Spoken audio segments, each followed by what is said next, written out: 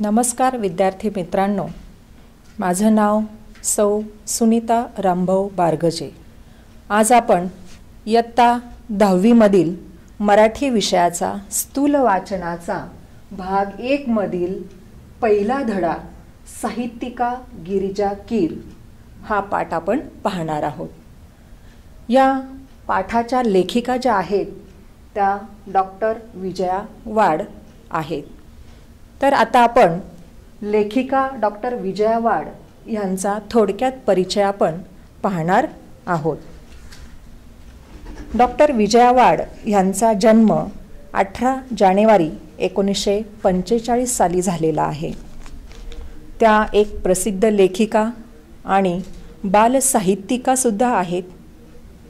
त्यांची कथा, कादंबऱ्या, नाटकं, त्याचप्रमाणे बालांसाठी असलेल्या कथा आणि कादंबऱ्या, नाटकं अशी सुमारे जवळजवळ 117 पुस्तकं प्रकाशित झालेली आहेत। तसेच मराठी विश्वकोश मंडळाच्या त्या 9 वर्ष अध्यक्षा होत्या। आता विश्वकोश हा जो पाठ आहे तो तुम्ही इयत्ता 9वी मध्ये अभ्यासलेला आहे। तर अशा या मराठी विश्वकोश मंडळाच्या त्या जवळजवळ 9 वर्ष त्यांनी अध्यक्षपद भूषवलेलं आहे। विश्वकोशाच्या ग्रंथ वाचन स्पर्धांच्या कामगिरीबद्दल त्यांना कोलंबो विद्यापीठाकडून डीलिट ही जी पदवी आहे ती पदवीसुद्धा प्रदान करण्यात आलेली आहे। तसेच साहित्य क्षेत्रामधील महाराष्ट्र राज्य पुरस्कार, महाराष्ट्र साहित्य परिषदेचा पुरस्कार, शिक्षण क्षेत्रामध्ये असलेला जिजामाता पुरस्कार यासह अशा वेगवेगळ्या जवळजवळ 95 पुरस्कारांनी त्यांना सन्मानित करण्यात आलेला आहे। सन 2007 साली सांगली या ठिकाणी झालेल्या मराठी बालकुमार साहित्य संमेलन त्याच्या त्या अध्यक्षा म्हणून पण होत्या। त्यांचे अंतरंग, अभिनेत्री, अक्षांश रेखांश या कादंबऱ्या प्रकाशित झालेल्या आहेत।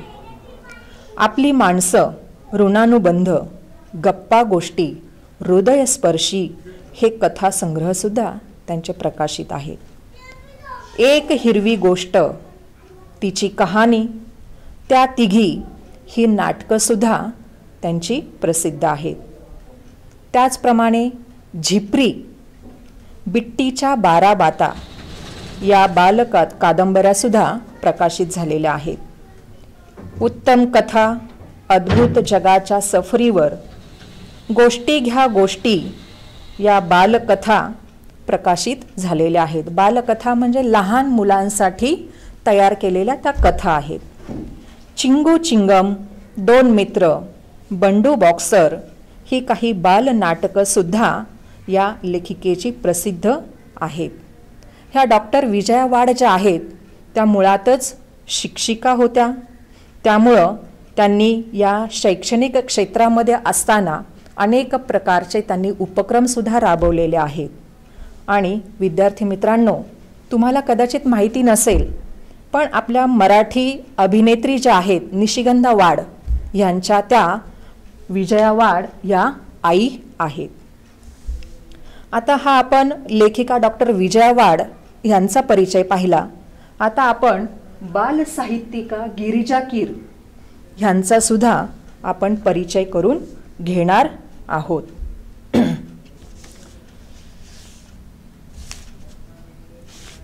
गिरिजा कीर या मागील पिढीमधील एक लोकप्रिय अशा लेखिका आहेत। प्रसन्न प्रासादिक लेखनशैली असलेलं त्यांचं लेखनाचं खास वैशिष्ट्य आपल्याला सांगता येईल। काही नावं ही वलयांकित असतात तर काही हृदयांकित असतात असं या आपल्या पाठामध्ये परिचयामध्ये सांगितलेलं आहे।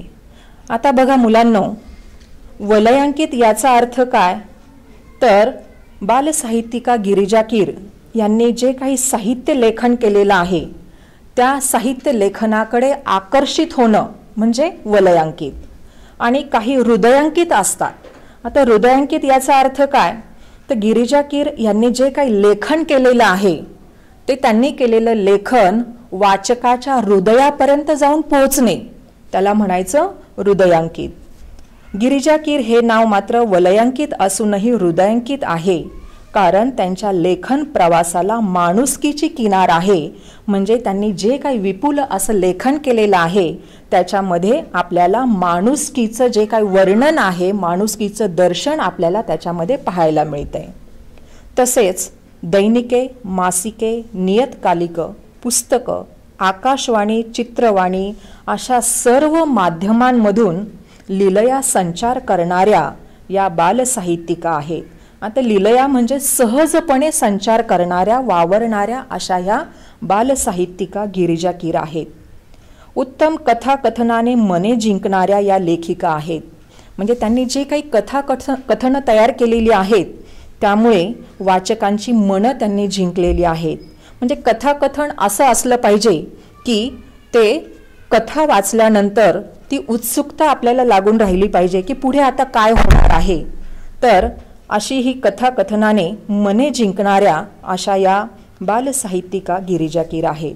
आता हा जो पाठ आहे या पाठामध्ये गिरिजा कीर यांची असलेली काही नाटिका आहेत, काही चरित्र आहेत, कथासंग्रह आहेत, बालसाहित्य यांची ही विजया वाड यांनी अगदी रसास्वादाच्या अंगाने ओळख करून दिलेली आहे. आता बघा, मग 10वीला हा पाठ घेण्याचं कारण काय आहे, तर या साहित्यकृतीकडे म्हणजे सर्वांचाच या साहित्यकृतीकडे बघण्याचा जो आस्वादात्मक दृष्टिकोन जो आहे तो विकसित होण्याच्या दृष्टीने म्हणजे तो विकसित व्हावा यासाठी इयत्ता 10वीला तुमच्यासाठी हा पाठ यामध्ये हा समाविष्ट करण्यात आलेला आहे. आता बघा, आपल्याला एखादी गोष्ट आवडली किंवा आवडली नाही, म्हणजे सगळ्यांनाच सगळ्या गोष्टी आवडतात असं नाहीये. तीच गोष्ट कोणाला आवडेल किंवा कोणाला आवडणार पण नाही. तर त्या आवडीनिवडीचं जे काही विश्लेषण आहे ते आपल्याला करता यायला हवं. आणि त्या गोष्टीच्या ज्या काही चांगले गुण असतील किंवा त्यामध्ये जे काही दोषही असतील त्याचं विवेचन आपल्याला करता यायला हवं. म्हणजे त्याचं स्पष्टीकरण आपल्याला देता यायला हवं की ही गोष्ट का चांगली आहे किंवा का वाईट आहे किंवा त्याच्यामध्ये दोष कोणते आहेत. ह्या दोषांचं, गुणांचं आपल्याला विवेचन करता यायला हवं. आता एखादं पुस्तक तुम्हाला खूप आवडलं तर त्यातल्या कोणत्या गोष्टी आवडल्या हे मांडणं म्हणजेच त्याला काय म्हणायचं, रसास्वाद. आता एखादी गोष्ट आवडण्याचं किंवा न आवडण्याचं चिकित्सक अभ्यासपूर्ण विश्लेषण म्हणजेच त्याला समीक्षा असं म्हटलेलं आहे. आणि कोणत्याही साहित्यकृतीची किंवा या कलाकृतीची समीक्षा करण्याची पहिली पायरी म्हणजे ती जी कलाकृती आहे त्या कलाकृतीचा किंवा त्या साहित्यकृतीचा रसास्वाद घेणे. मग आता हा रसास्वाद म्हणजे काय, तर त्यालाच दुसरा शब्द आस्वाद असा आहे. चला तर मग आपण रसास्वाद म्हणजे काय हे थोडंसं मी स्पष्टीकरण तुम्हाला देणार आहे.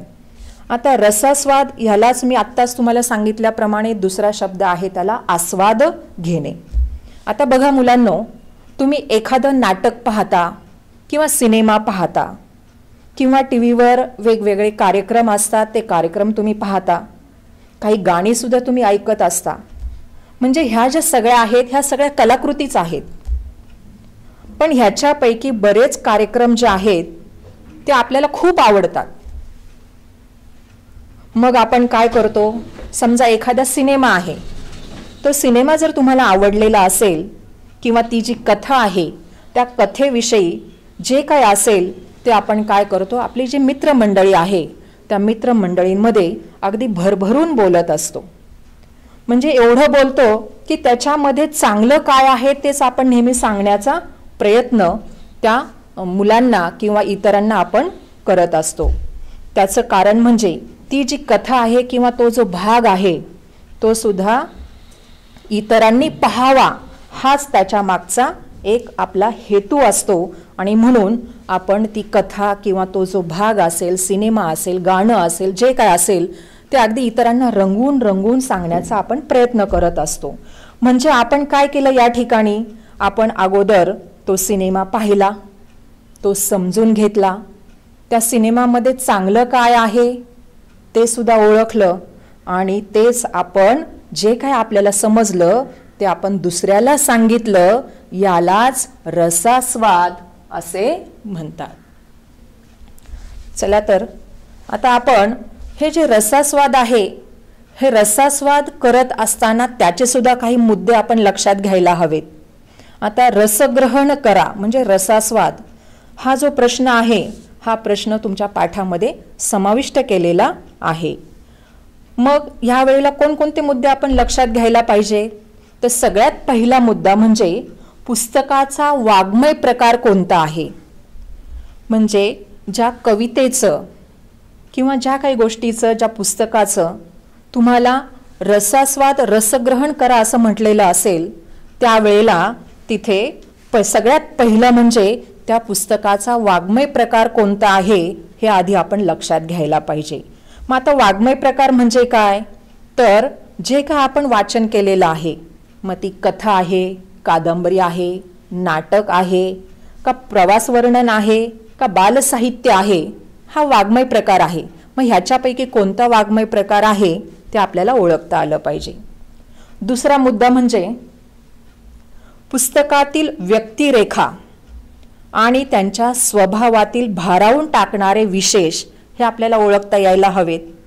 मग आता व्यक्तिरेखा म्हणजे काय, तर त्या पुस्तकामध्ये असलेली जी पात्र आहेत, ती पात्र कोणकोणती आहेत, त्या पात्रामधील जे काही आहेत त्यांचा स्वभाव कोणता आहे, ते आपल्याला भारावून टाकणारे त्यांच्यामध्ये असलेले विशेष गुण जे काय आहेत ते आपल्याला ओळखता यायला हवेत. तिसरा मुद्दा म्हणजे व्यक्तिरेखा सहजपणे फुलल्या की बारकावे कृत्रिमपणे टिपले आहेत. म्हणजे ही जी व्यक्तिरेखा आहे, जी पात्र आहेत, ते सहजपणे त्याच्यामध्ये त्यांचं स्वतःचं जे काही काम आहे, म्हणजे त्यांची जी काही भूमिका आहे ती सहजपणे निभावून नेतात की अगदी कृत्रिमपणे म्हणजे ओढून ताणून ती त्या ठिकाणी मांडण्याचा प्रयत्न करतात. हे जे बारकावे आहेत हे सुद्धा आपल्याला टिपता यायला हवं. चौथा मुद्दा म्हणजे कथानक आकर्षक आणि उत्कंठावर्धक आहे का. आता हे जे काय तुम्ही कथानक वाचता तर ते आकर्षक म्हणजे खेचून घेणारं, म्हणजे ते तुम्हाला वाचावंसं वाटतंय की नाही. म्हणजे एखादं पुस्तक बघा आपण वाचायला घेतलं की ते एवढं आकर्षक म्हणजे ते वाचावंसंच वाटतं आपल्याला, ते पुस्तक खाली ठेवूच नये असंच आपल्याला वाटत राहतं. आणि उत्कंठावर्धक म्हणजे एक पान वाचल्यानंतर आता पुढच्या पानावर काय असेल, तिसऱ्या पानावर काय असेल, चौथ्या पानावर काय असेल, मग पुढे काय होईल, ही जी उत्कंठा आपल्याला लागून राहते त्यालाच उत्कंठावर्धक असं म्हणायचं. पाचवा मुद्दा म्हणजे काव्यसंग्रह जर असेल तर त्या कवितांचे भावसौंदर्य, विचार सौंदर्य आणि अर्थसौंदर्य कशातून जाणवते ते आपल्याला त्याच्यातून स्पष्ट करता आलं पाहिजे.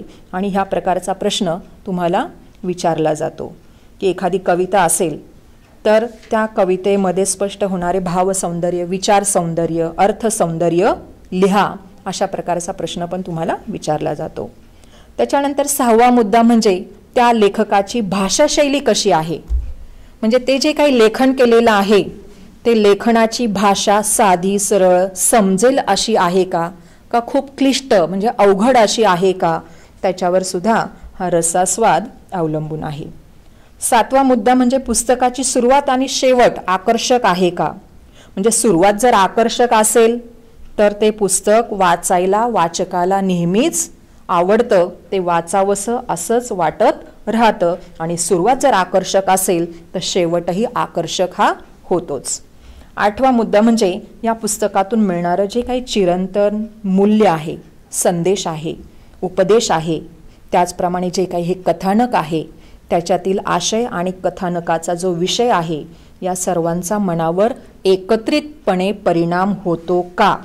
म्हणजे ते पुस्तक वाचल्यानंतर त्याच्यातून तुम्हाला कोणता संदेश मिळाला किंवा काय उपदेश मिळाला हे त्याच्यातून परिणाम आपल्या जीवनावर, आपल्या मनावर होणं आवश्यक आहे, तरच त्या कथानकाचा विषय जो आहे त्याचा परिणाम आपल्या मनावर होऊ शकतो.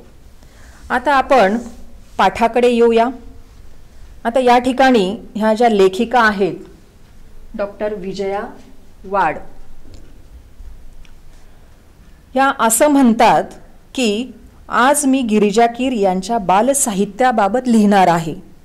म्हणजे ह्या ज्या लेखिका आहेत विजया वाड, ह्या असं म्हणतात की बालसाहित्यिका गिरिजा कीर ह्यांनी जे काही बालसाहित्य लिहिलेलं आहे त्यांच्या या लिखाणाबाबत त्या आज या ठिकाणी आपल्याला सांगणार आहेत. तर या गिरिजा कीर यांनी विपुल साहित्य निर्मिती केलेली आहे. म्हणजे खूप मोठ्या प्रमाणामध्ये साहित्याची निर्मिती केलेली आहे, निर्माण केलेलं आहे, तयार केलेलं आहे, लेखन केलेलं आहे. आणि या गिरिजाबाईंच्या लेखनामध्ये असलेला जो काही तोचपणाचा जो दोष आहे तो आपल्याला अगदी अभावानेच आढळत नाही. तर गिरिजाबाईंच्या लेखनामध्ये तोचपणाचा दोष जो आहे तो अभावाने सुद्धा आढळत नाही. इतर लेखकांची जेव्हा आपण पुस्तकं वाचतो, इतर कथा कादंबऱ्या वाचतो, तर त्याच्यामध्ये तोचपणा आहे, म्हणजे तेच रिपीट झालेलं असतं. पण गिरिजाबाई यांनी जे काही लेखन केलेलं आहे तर तोचपणा त्याच्यामध्ये बिलकुल आपल्याला आढळून येत नाही. हे एक त्यांचं वैशिष्ट्य लेखनाचं आपल्याला सांगता येईल. हे सर्वात मोठं गिरिजाबाई यांचं मोठं यश आहे. आता त्यांनी लिहिलेली जी काही नाटुकली आहेत ती नाटुकली सुद्धा तुम्ही वाचलेली असतील. नाटुकली म्हणजे लहान मुलांसाठी जी लिहिलेली नाटकं आहेत ती जर तुम्ही वाचली असतील तर तुमच्या असं लक्षात येईल की त्याच्यामध्ये चमत्कार, अद्भुत रम्यता या सगळ्यांपेक्षा या बाईंना दैनंदिन जिव्हाळ्याचे जे प्रश्न आहेत तेच खूप महत्त्वाचे वाटतात. आता इतर नाटुकली जर आपण इतर लेखकांची वाचली तर असं लक्षात येतं की त्याच्यामध्ये चमत्कार, अद्भुत म्हणजे जादू वगैरे जे आहे ते आपल्याला वाचायला मिळतं. पण गिरिजाबाई यांनी जी काही नाटुकली लिहिलेली, लहान मुलांसाठी पुस्तकं लिहिलेली, त्याच्यामध्ये याच्यापैकी काहीच आढळून येत नाही. मग त्याच्यामध्ये त्यांनी काय केलेलं आहे, तर लहान मुलांच्या असलेले जे जिव्हाळ्याचे प्रश्न आहेत, त्यांच्या दैनंदिन जीवनामध्ये असलेले जे प्रश्न आहेत, बालकांचे जे असणारे प्रश्न आहेत ते त्याच्यामध्ये मांडलेले आहेत. त्यांच्या काही बालनाटिकांकडे या डॉक्टर विजया वाड आपलं सर्वांचं लक्ष वेधू इच्छितात. आता त्याच्यातली जी बालनाटिका जी आहे गिरिजा कीर यांची असलेली बालनाटिका म्हणजे इटुकली पिटुकली नाटुकली हा एक संच आहे. त्या संचामध्ये आमच्या आपल्या गप्पा टप्पा, चला खेळू नाटक, साळुंकीची कहाणी, ए गेले गेले, या बालनाटिका ज्या आहेत ते 9 ते 12 या वयोगटातील मुलांसाठी त्यांनी लिहिलेल्या आहेत. म्हणजे 9 ते 12 वयोगट जो आहे तर या वयोगटातल्या मुलांना नेमकं काय हवं असतं ह्याचा विचार करून त्यांनी ह्या बालनाटिकांमध्ये त्यांनी त्याचा उल्लेख केलेला आहे. तशा प्रकारची निर्मिती त्या लेखनामध्ये त्यांनी केलेली आहे. कारण प्रत्येक वयोगटातील मुलांच्या ज्या काही गरजा असतात त्या वेगवेगळ्या असतात, त्यांची विचारसरणी जी आहे ती वेगवेगळी असती आणि हे सर्व गिरिजा कीर ह्यांच्या या बालनाटिकांमधून आपल्याला पाहायला मिळतात. त्याचप्रमाणे नीला राणीचा दरबार, मी कोण होणार, ह्या ज्या नाटिका आहेत त्या बालवर्गासाठी आहेत. आता बालवर्गासाठी सुद्धा काय आवश्यक आहे, त्या बालवर्गाला काय अपेक्षित आहे, त्याप्रमाणे त्यांनी लेखन त्याच्यामध्ये केलेलं आहे. म्हणजे हे बालवर्गासाठी असलेलं बालनाटिकांचं विशेष महत्त्व त्या ठिकाणी वाटतं. कारण हे जे नाव आहे हे पूर्णतः म्हणजे हे जे बालवर्ग आहे हा पूर्णपणे जवळजवळ दुर्लक्षित असाच आहे. कारण आपण कथा कादंबऱ्या पाहतो तर ह्या जवळपास इतरांनी लिहिलेल्या, इतर लेखकांनी लिहिलेल्या ज्या आहेत त्या मोठ्या माणसांसाठी किंवा मोठ्या वयोगटातील लोकांसाठी लिहिलेल्या असतात. पण बालवर्गाकडे मात्र जवळपास सगळ्यांचं दुर्लक्षच असतं. पण गिरिजा कीर यांनी मात्र आवर्जून त्या बालवर्गासाठी अनेक पुस्तकं लिहिलेली आहेत. पुण्याच्या रजनी परांजपे ह्या ज्या आहेत ह्या बालवर्गासाठी साधी सोपी जोडाक्षर विरहित म्हणजे जोडाक्षर नसलेली अगदी साधी शब्द की त्या मुलांना सहजपणे वाचता येतील अशी पुस्तकं प्रकल्प म्हणून त्या तयार करून घेतात. आता त्यांचा हा जो प्रयत्न आहे तो स्तुत्य असाच आहे आणि ह्या प्रयत्नांना गिरिजाबाईंची ही जी बालनाटकं आहेत ती नक्की साथच देतात. आता या ठिकाणी डॉक्टर विजया वाड असं म्हणतात की गिरिजा कीर यांची जी बालनाटिका आहे ती आवडलेली एक बालनाटिका आहे. तिचा विशेष उल्लेख या पाठामध्ये त्या करतात आणि ती बालनाटिका म्हणजे एक अर्ज आहे बाप्पा. बघा, नाव पण तुम्हाला कसं अगदी वेगळं वाटतंय. कधी हे नाव आपण ऐकलं पण नसेल किंवा विचार पण केला नसेल. तर एक अर्ज आहे बाप्पा ही बालनाटिका डॉक्टर विजया वाड यांना आवडलेली आहे आणि ही जी कथा आहे ही सुजाता आणि सदानंद यांच्या घरामध्ये घडणारी ही कथा आहे. आता बघा, आपण देवाकडे काय करतो? प्रार्थना करतो. आपण सगळेच प्रार्थना करतो. काय म्हणतो? परीक्षा असेल तर देवा मला पास कर, माझं चांगलं होऊ दे, मला आरोग्य मिळू दे, अशा आपण प्रार्थना करतो. पण हे नाव ऐकून जरा वेगळंच वाटतंय. ह्या लहान मुलांनी काय केलंय? हे सगळे लहान मुलं एकत्र आलीत आणि त्यांनी एक बाप्पासाठी अर्जच लिहिलेला आहे, लेखी अर्ज. कारण घरातली मोठी माणसं जी आहेत ती त्यावेळेला बाहेर गेलीत आणि आपली तक्रार आता मांडणार कोणाकडे? मोठी माणसं तर आपली तक्रार ऐकून घेतच नाहीत. सारखी आपल्याला रागवत असतात. हे करू नको, ते करू नको, असं कर, तसं कर, सारखी बोलत असतात. मग आपलं जे म्हणणं आहे ते आपण सांगायचं कोणाकडे? तर ह्या लहान मुलांना सुचलेली ही एक कल्पना आहे की ते बाप्पाला सरळ सरळ अर्ज करतायत. आता अर्ज करताना त्यांचे जे प्रश्न आहेत ते प्रश्न या ठिकाणी सांगितलेत बघा. एक मुलगी काय म्हणते? मला शिफॉनची साडी जी आहे ती साडी मला नेसायला मिळाली पाहिजे. बघा मुलींनो, तुम्ही सुद्धा लहान असताना तुम्हालाही कधीतरी असं वाटलंच असेल की आईची छान अशी साडी आपण नेसावी, आपणही आईसारखं सुंदर दिसावं, नटावं. पण तसं काही होत नाही. आपल्याला एवढ्या लहान वयामध्ये कोणी साडी वगैरे नेसायला काही देत नाही. म्हणून तिची तक्रार आहे, मुलींची तक्रार आहे की मला आईची शिफॉनची साडी नेसायला मिळाली पाहिजे. त्याच्यानंतर काही मुलं असं म्हणतायत की आई बाबा शेजारी या मोठ्यांचं बॉसिंग काही त्यांना सहन होत नाहीये. बॉसिंग म्हणजे अधिकार गाजवणं जे आहे. मोठी माणसं लहान मुलांवर नेहमी अधिकार गाजवतात. म्हणजे ती मोठी माणसं सांगतील तसंच झालं पाहिजे, मुलांनी तसंच वागलं पाहिजे. बस म्हटलं की बसला पाहिजे, अभ्यास कर म्हटलं की अभ्यास केलाच पाहिजे. पण नेहमी नेहमी हे मुलांना नको असतं, काहीतरी वेगळं हवं असतं, त्यांना स्वतःच्या मनाप्रमाणे वागायला हवं असतं. मग ह्या मुलांना बॉसिंगसुद्धा सहन होत नाही. ही तक्रारसुद्धा त्यांनी त्या अर्जामध्ये मांडलेली आहे. म्हणजे अशा प्रकारे तक्रारीचा पाढाच या मुलांनी बाप्पापुढे वाचून दाखवलेला आहे, लिहिलेला आहे.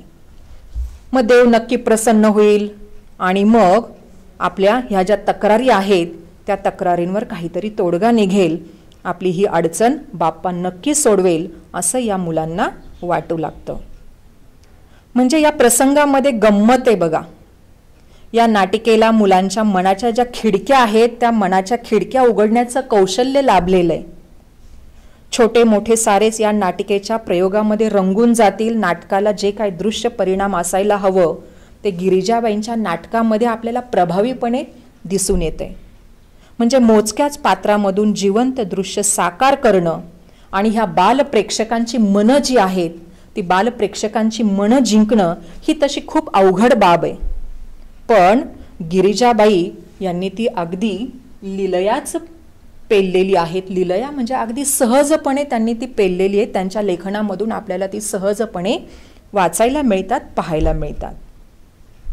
बघा, आता आपण गिरिजाबाईंच्या बालांसाठी असलेल्या ज्या काही इतर साहित्य कृती आहेत तर ह्या इतर साहित्य कृतींकडे पण आपण वळणार आहोत. म्हणजे त्यांच्यावर संस्कारक्षम असलेली जी काही पुस्तकं आहेत ती सुद्धा गिरिजाबाई यांनी लिहिलेली आहेत. म्हणजे फक्त कथा, नाटक, सिनेमा वगैरे हे नाही आहे त्यांनी तयार केलेलं, तर मुलांवर संस्कार सुद्धा व्हायला हवेत. म्हणून अशी संस्कारक्षम पुस्तकं सुद्धा त्यांनी लिहिलेली हवीत, की अशी ही संस्कारक्षम पुस्तकं वाचून सुद्धा त्यांचं जे चरित्र आहे ते वाचून मुलांवर संस्कार व्हावेत, मुलांनी सुद्धा त्या पद्धतीने उद्याचे नागरिक ते आहेत, त्यामुळं त्यांनी सुद्धा देशाचे चांगले नागरिक व्हावं या उद्देशाने ही चरित्रात्मक पुस्तकं, संस्कारक्षम पुस्तकं सुद्धा त्यांनी लिहिलेली आहेत. तर त्याच्यामध्ये त्यांनी काय सांगितलेलं आहे की पुण्यश्लोक अहिल्याबाई होळकर, पुण्यश्लोक म्हणजे सुप्रसिद्ध असलेल्या, अलोट अशी कीर्ती मिळवलेल्या या पुण्यश्लोक अहिल्याबाई होळकर, तपस्विनी अनुताई वाघ, शिक्षणव्रती ताराबाई मोडक. आता अनुताई वाघ हा जो पाठ आहे, मला वाटतं इयत्ता 9वी मध्ये मराठीच्या पुस्तकामध्ये एक होती समय, याच्यामध्ये अनुताई वाघ यांनी जे काही कार्य केलेलं आहे त्याचा उल्लेख त्याच्यामध्ये आलेला आहे. संत गाडगेबाबा, महात्मा ज्योतिबा फुले अशी सुंदर सुंदर चरित्र गिरिजाबाई यांनी लिहिलेली आहेत. मग त्यांच्यामध्ये असलेली जी काही सामाजिक बांधिलकीची जी भावना आहे ती भावना जणू काही ह्या मुलांच्या हृदयालाच साद घालते. म्हणजे या मुलांच्या भावना ज्या आहेत त्या भावना जाग्या केलेल्या आहेत, त्या भावनेला आवाहन त्यांनी त्याच्यामधून केलेलं आहे. म्हणजे थोरांनी केलेलं जे कार्य आहे ते पुढे असंच हा वारसा चालू राहिला पाहिजे, हे पुढं कार्य असंच चालू राहिलं पाहिजे, त्यांचं स्मारक तरच योग्य ठरेल असं त्यांना या ठिकाणी म्हणायचंय. आता ही जी चरित्र त्यांनी लिहिलेली आहेत या प्रत्येकाचा आपण जरा थोडक्यात परिचय करून घेणार आहोत. तर महात्मा ज्योतिबा फुले यांच्या चरित्रामध्ये गिरिजाबाई असं म्हणतात की प्रत्येक सुशिक्षित स्त्री जी आहे तिने आपल्याला लिहिती बोलती करणाऱ्या ह्या पित्याचं ऋण कधीही विसरता कामा नये. कारण महात्मा ज्योतिबा फुले यांनी प्रथम स्वतःच्या पत्नी सावित्रीबाई फुले यांना शिक्षण दिलं आणि सावित्रीबाई फुले यांनी मुलींना शिक्षण दिलं. पहा, आज ज्या स्त्रिया शिकलेल्या आहेत, आज ज्या मुली शिक्षण घेत आहेत त्या केवळ महात्मा ज्योतिबा फुले यांच्यामुळेच. जर त्यांनी आपल्या पत्नीला शिकवलं नसतं, त्यांनी हे शिक्षणाचं व्रत, स्त्रियांना सुशिक्षित करण्याचं जे व्रत आहे ते जर त्यांनी हाती घेतलं नसतं तर आज स्त्रिया शिकलेल्या आपल्याला पाहायला मिळाल्या नसत्या.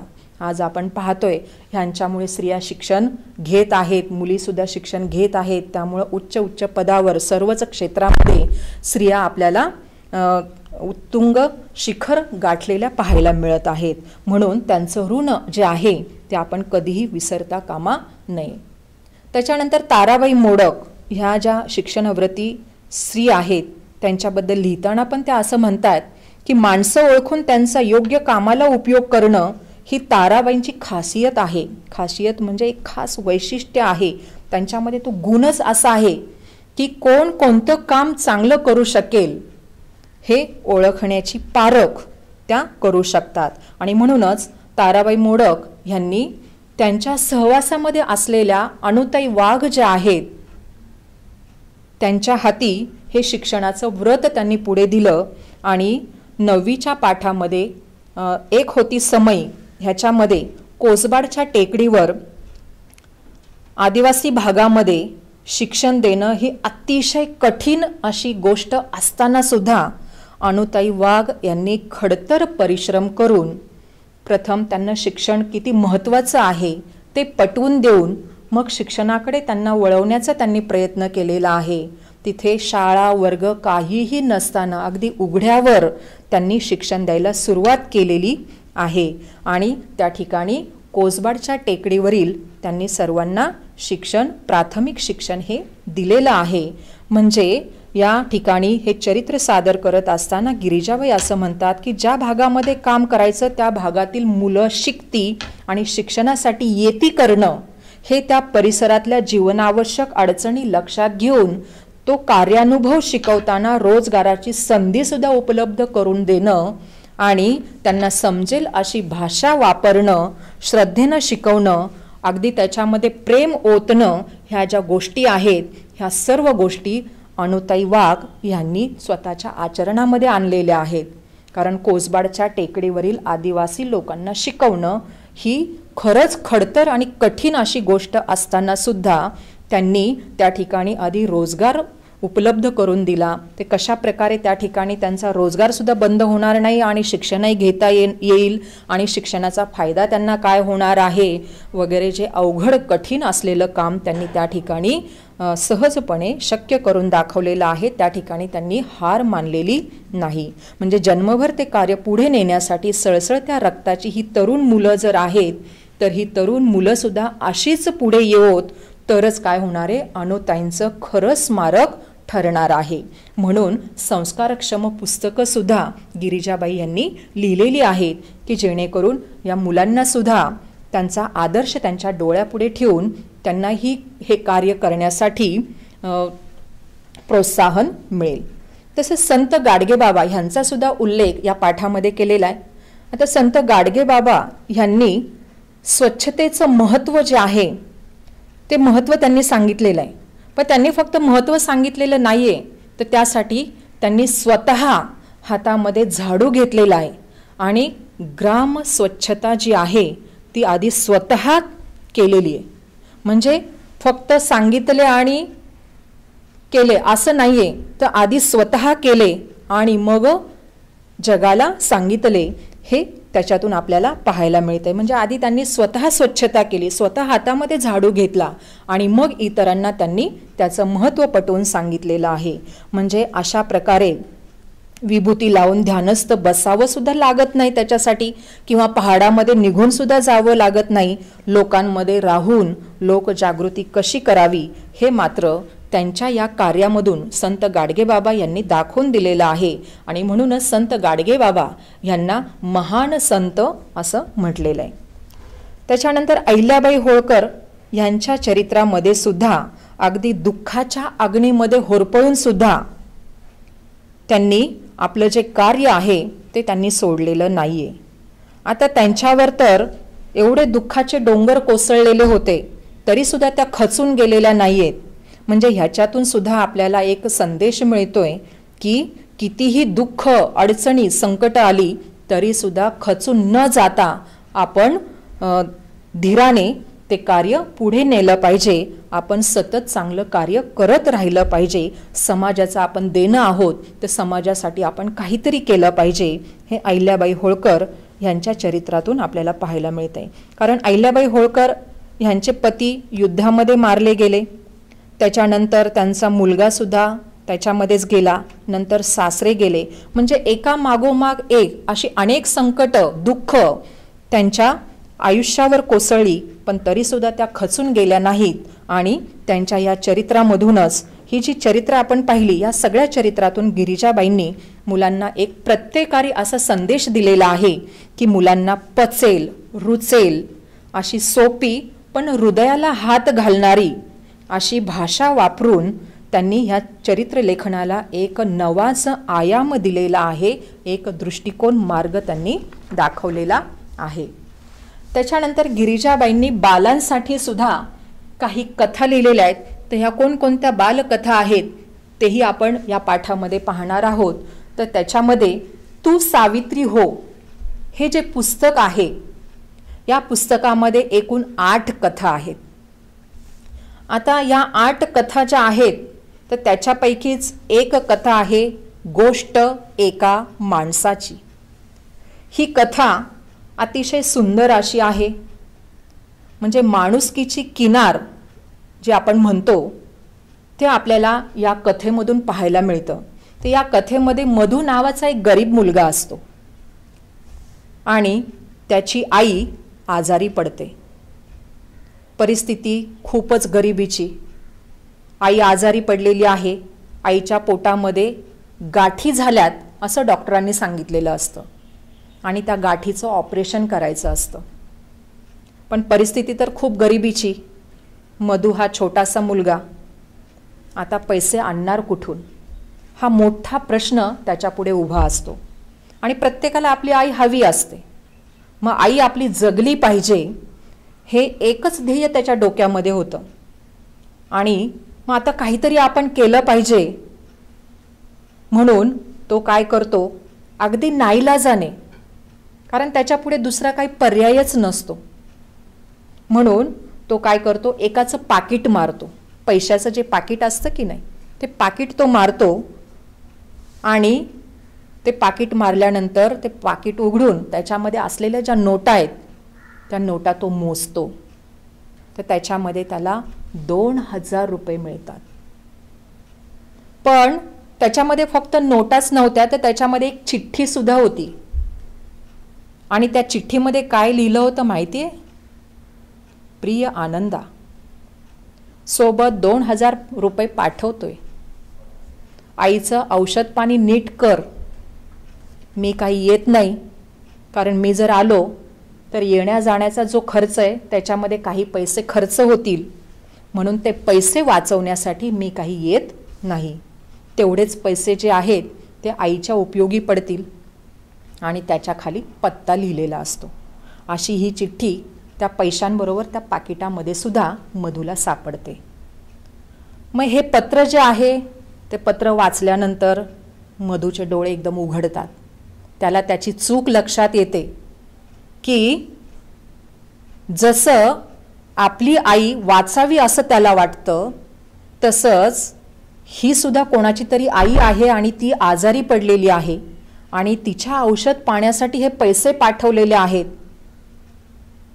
म्हणजे आपण किती स्वार्थी आहोत हे लगेच त्याच्या लक्षात येतं. त्याचे डोळे उघडतात आणि तो ठरवतो की हे ज्याचे पैसे असतील ना त्याला परत नेऊन द्यायचे. म्हणून त्याच्यावर असलेला जो पत्ता आहे तो पत्ता शोधत शोधत तो माणसाकडे येतो. मग त्या माणसाने काय केलं की आपल्या आईच्या आजारपणासाठी जे पैसे ठेवलेले असतात ते पैसे मधू काय करतो, मी स्वतः चोरलेत ह्याची कबुली तो त्या माणसाला देतो. पण तो जो मनुष्य आहे तो मनुष्यसुद्धा त्याला म्हणतो की राहू दे मधू, हे पैसे तुझ्याकडेच ठेव. तुझ्या आईच्या ऑपरेशनसाठी ते उपयोगाला येतील.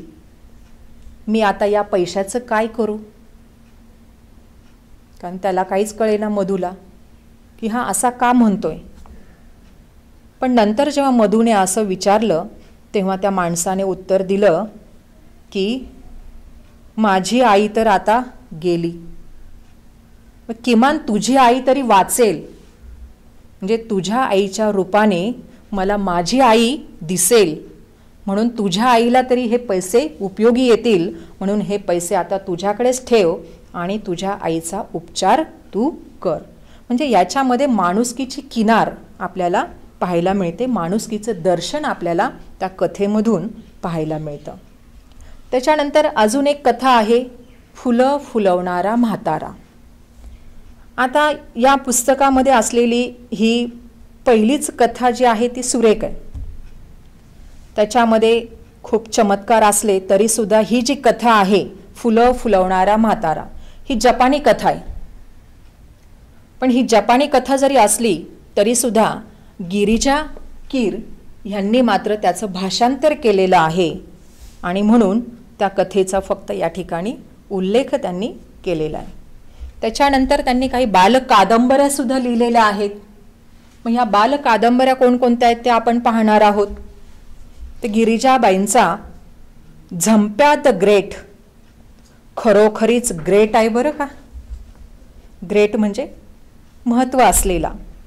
महाचळवळ्या वळवळ्या बघावं तेव्हा नसत्या उद्योगामध्ये घडलेला हा झंप्या बघता बघता बालवाचकांचा लाडका कधी होऊन जातो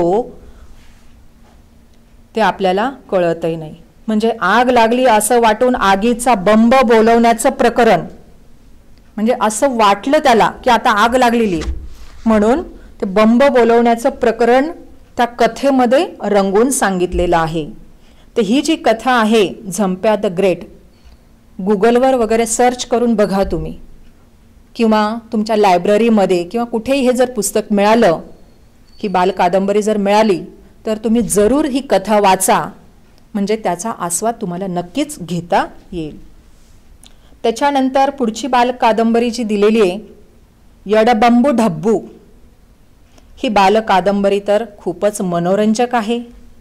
म्हणजे प्रत्येक लहान मूल जे आहे ते आईचं आपण आवडतं व्हावं असंच त्यांना वाटत असतं. कोणालाही वाटतं, सगळ्यांनाच वाटतं. अगदी मोठे असोत लहान असोत, लहान मुलांचा तर अगदी अट्टहासच असतो की मीच कसा आईचा लाडका होईल किंवा मीच कशी आईची लाडकी होईल. किती प्रयत्न करतात, आईला जे जे हवं हवं ते करत असतात, कारण मीच फक्त आईचा लाडका झालो पाहिजे. पण तसं नसतं. आईला सगळी मुलं सारखी असतात, आईला सगळीच मुलं लाडकी असतात. पण या मध्ये मात्र हा ढब्बू नावाचा जो मुलगा आहे तो आईच्या प्रेमासाठी जे काही करतो ते या कथेमध्ये सांगितलेलं आहे. तर या कथेमध्ये ढब्बू हा जो मुलगा आहे तो आईला उगाचच्या उगाच असा त्रास देणारा वगैरे नसतो. तर या ढब्बूच्या ताईचा साखरपुडा असतो बघा, आणि त्यासाठी घरामध्ये मिठाई केलेली असते. आता तुम्हाला माहिती आहे कुठं काही कार्यक्रम असला की अतिशय गरीब की ज्यांना अन्नसुद्धा व्यवस्थित खायला मिळत नाही, अशी काही भिकारी मुलं किंवा गरीब मुलं जी आहेत ती त्या ठिकाणी अन्न मागायला येत असतात. आणि आपण काय करतो, त्यांना ते देतो सुद्धा, आपल्याला दया येते. तर अशी ही गरीब मुलं जी आहेत ती गरीब मुलं त्या ठिकाणी येतात आणि ती मुलं ती मिठाई मागू लागतात. मग ढब्बू काय करतो, त्या गरीब मुलांना नाही म्हणतो, मिठाई द्यायला तो नकार देतो. त्याचं कारणही बरोबरच होतं, कारण त्याच्या ताईचा साखरपुडा होता, एवढा मोठा कार्यक्रम, मिठाई देऊन टाकली तर मग कार्यक्रम कसा काय होणार ना. म्हणून तो मिठाई द्यायला नकार देतो, तो नाही म्हणतो. आणि हे सगळं आई ऐकते. मग आई त्या ढब्बूला म्हणते, अरे बाळा, तुकडा तुकडा देऊन टाक त्यांना, कुणाला असं दुःखी ठेवू नये, आपण सर्वांवर प्रेम करावं. म्हणजे हा सुद्धा संदेश गिरिजाबाई यांनी या बालकथांमधून कसा सांगितलेला आहे बघा. मग ढब्बू हे जे आईचा उपदेश आहे, संदेश आहे, तो लक्षात ठेवतो की कोणाला दुःखी ठेवू नये, सर्वांवर प्रेम करावं, हे तो लक्षात ठेवतो. आणि दुपारच्या वेळेला सगळेजण वामकुक्षी घेत असतात. वामकुक्षी म्हणजे दुपारची झोप. तर त्यावेळेला आईने या व्याह्यांना देण्यासाठी, म्हणजे ताईच्या सासऱ्यांना देण्यासाठी जी काही मिठाई तयार केलेली असते ते मिठाईचं ताट हा ढब्बू काय करतो, भिकाऱ्यांना वाटतो. म्हणजे हा जो भाग आहे, हा भाग त्या कथेतला, बालकादंबरीमधला हा भाग वाचकांना आवडावा असाच आहे. तर ह्या सर्व कादंबऱ्या, कथा, बालनाटकं हे जे काही तुम्हाला गुगलवरून किंवा नेटवरून सर्च करून किंवा एखाद्या ग्रंथालयामधून जर ही पुस्तकं तुम्हाला मिळाली तर जरूर तुम्ही वाचा. त्याच्यातून आपल्याला काही ना काहीतरी संदेश आपल्याला हा मिळतोच. आणि एकूणच म्हणजे गिरिजाबाईंचे हे जे काही शब्दांचं सुंदर असं जे दान आपल्याला मिळालेलं आहे ते, त्यासाठी विजया वाड यांनी असं म्हटलेलं आहे की अनंत हस्ते कमला कराने, देता किती घेशील दो कराने, असं वाटावं असंच आहे. म्हणजे गिरिजाबाईंनी इतकं साहित्य लिहिलेलं आहे, साहित्य लेखन केलेलं आहे की ते आपण किती वाचावं आणि किती वाचू नये. आणि काही साहित्याचा तर थोडक्यात सारांश सुद्धा आपण ह्याच्यामध्ये पाहिलेला आहे. म्हणजे अजून त्याच्यामध्ये काय असेल ही जी रंजकता आहे, उत्सुकता आहे, हे सुद्धा आपल्याला त्याच्यातून पाहायला मिळालेलं आहे. तर ही अशी पुस्तकं जर तुम्हाला मिळाली तर तुम्ही जरूर ती वाचावीत. म्हणजे गिरिजा कीर यांनी जे काही वास्तव आहे, जे सत्य आहे, त्या सत्यावर आधारित काही बालनाटिका लिहिलेल्या आहेत. मुलांचं जे काही भावविश्व आहे ते भावविश्व आणि मुलांच्या असलेल्या गरजा ह्यांनाच त्यांनी प्राधान्य दिलेलं आहे. म्हणजे एकूणच त्यांच्या ह्या नाटकांमधले जे काही प्रसंग आहेत ते प्रसंग सुद्धा अगदी जिवंतपणे जणू काही आपल्या डोळ्यासमोर उभे राहत आहेत असं आपल्याला वाटतं. म्हणजे एकंदरीतच त्यांच्या ह्या बालनाटिका ज्या आहेत त्या अतिशय वैशिष्ट्यपूर्ण अशाच आपल्याला वाटतात.